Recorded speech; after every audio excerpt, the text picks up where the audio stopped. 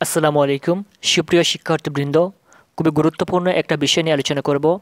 সামনে তোমাদের পরীক্ষার রেজাল্ট প্রকাশিত হবে। রেজাল্ট প্রকাশের পূর্বে তুমি দেখে নিতে পারবে তোমার জিপিএ কত আসবে, অর্থাৎ তোমার জিপিএ গ্রেড কত আসবে এটার একটা সম্ভাব্য ধারণা তুমি পেয়ে যাবে এখান থেকে। সো কীভাবে এটা দেখবে, এটা দেখার জন্য গুগলে প্রবেশ করবে। গুগলে প্রবেশ করার পর এখানে সার্চ করবে GPA calculator, SSC GPA calculator. SSC GPA calculator লিখে সার্চ করার পর আমাদের সামনে জিপিএ ক্যালকুলেটর ওপেন হবে। এটা ওপেন হওয়ার পর এখানে দেখতে পাচ্ছেন SSC GPA calculator and grading system, এখানে ক্লিক করবেন। এখানে ক্লিক করার পর আমাদের সামনে জিপিএ ক্যালকুলেটরটা ওপেন হবে। একটু অপেক্ষা করুন। জিপিএ ক্যালকুলেটর ওপেন হওয়ার পর তোমাদেরকে প্রথমে দেখিয়ে রাখি, এখানে তোমাদের যে গ্রেডিং সিস্টেম দেওয়া রয়েছে, গ্রেড পয়েন্ট দেওয়া রয়েছে। যদি তুমি কোনো সাবজেক্টে 80 থেকে 100 নম্বর পাও তাহলে সেখানে 5 পয়েন্ট দেওয়া হবে এবং A+ দেওয়া হবে। যদি 70 থেকে 79 নম্বর পাও কোনো সাবজেক্টে, এখানে 4 পয়েন্ট দেওয়া হবে এবং জিপিএ পয়েন্ট থাকবে A। এখানে 60 থেকে 69 পেলে 3.50 এবং গ্রেড থাকবে A-। 50 থেকে 59 পেলে 3 পয়েন্ট, 40 থেকে 49 পেলে 2 পয়েন্ট এবং গ্রেড থাকবে C।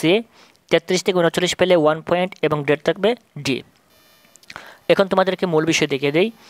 এখানে সায়েন্স রয়েছে, বিজনেস রয়েছে এবং হিউম্যানিটিজ রয়েছে। এখানে আপনি সায়েন্সেরও দেখতে পারবেন, ব্যবসায় শিক্ষা শাখারও দেখতে পারবেন এবং আপনি মানবিক বিভাগেরও দেখতে পারবেন।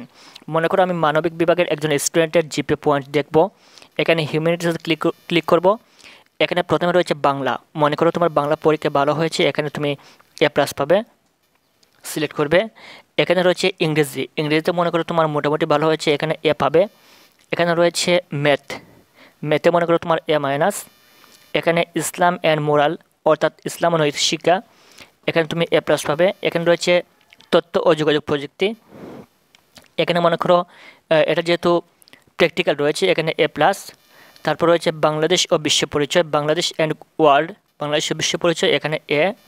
জিওগ্রাফি অর্থাৎ ভূগোলে তুমি পেয়েছো A- অথবা এখানে A। তারপর রয়েছে এখানে হিস্টোরি অফ বাংলাদেশ, বাংলাদেশের ইতিহাস, এখানে তুমি A পেয়েছো। সিভিক্স অ্যান্ড সিভিলাইজেশন, এখানে মনে করো তুমি A পেয়েছো। তারপর রয়েছে এগ্রিকালচার এডুকেশন, এটা হচ্ছে কৃষি শিক্ষা। এই কৃষি শিক্ষা মনে করো তুমি A+ পেয়েছো। এর কারণ হচ্ছে কৃষি শিক্ষা যেহেতু অপশনাল সাবজেক্ট, এখানে শিক্ষার্থীরা বেশিরভাগ A+ পায়। সো এরকম যদি তোমার প্রত্যেকটা সাবজেক্টের জিপিএ আসে তাহলে তোমার জিপিএ পয়েন্ট কত আসবে, এখানে জিপিএ ক্যালকুলেটর লেখা রয়েছে, এখানে ক্লিক করবে তাহলে তোমার পয়েন্ট আসবে 4.56। এখান থেকে যদি আমরা A- এই দুইটা A- A করে দেই তাহলে দেখি কত আসে। এই দুইটা A- A করে দিলাম, এখন দেখি জিপিএ পয়েন্ট কত আসে, 4.67। এখানে আমরা আরেকটা A-কে A+ করে দেই তাহলে আমাদের জিপিএ পয়েন্ট আসবে 4.78। আমরা আরেকটা A-কে A+ করে দেই, এখানে জিপিএ পয়েন্ট আসবে 4.89। যদি আমরা আরেকটা A থেকে A+ করে দেই তাহলে এখানে জিপিএ পয়েন্ট আসবে 5 পয়েন্ট।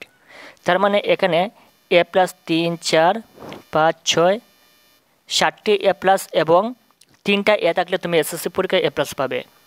তার মানে তোমার এই 10টা সাবজেক্টের মধ্য থেকে 7টা সাবজেক্টে A+ এবং বাকি 3টা সাবজেক্টে যদি A থাকে তাহলে তুমি এখানে 5 পয়েন্ট পাবে।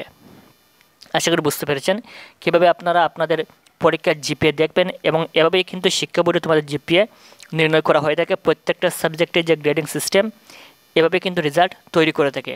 আশা করি বুঝতে পেরেছেন। সামনে তোমাদের রেজাল্ট প্রকাশিত হবে, রেজাল্টের পর কলেজে ভর্তি হতে হবে। সম্পূর্ণ তথ্য আমাদের এই চ্যানেল থেকে পেতে অবশ্যই চ্যানেলটি সাবস্ক্রাইব করে রাখবেন। ধন্যবাদ।